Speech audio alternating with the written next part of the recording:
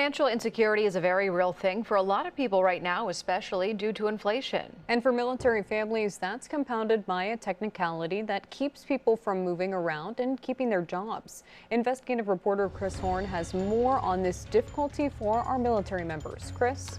Amy, a new survey by Embold Research for Merit, that is a digital verified identity company, contacted more than 800 Virginia voters in May, and more than 3/4 of that sample were from military families.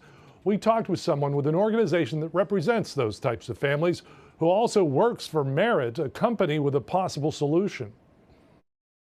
45% of the military families said they were somewhat financially secure, but had trouble paying bills sometimes. But an additional 31% said they felt insecure, having trouble paying bills frequently. Those concerns often arise when a military family must move to another state.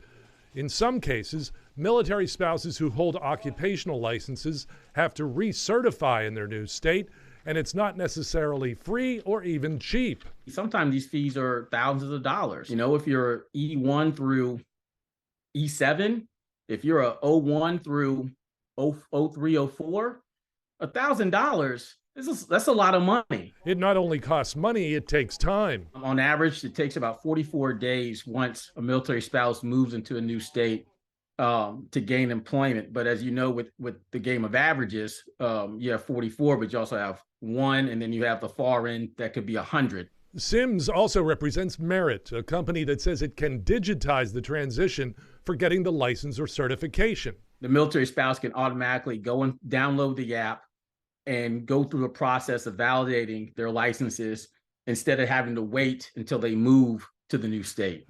But a policy change would have to happen before the digital technology could solve the problem. In other words, the states would have to adopt, or a federal law would have to require, a system of reciprocity when military families transfer their credentials.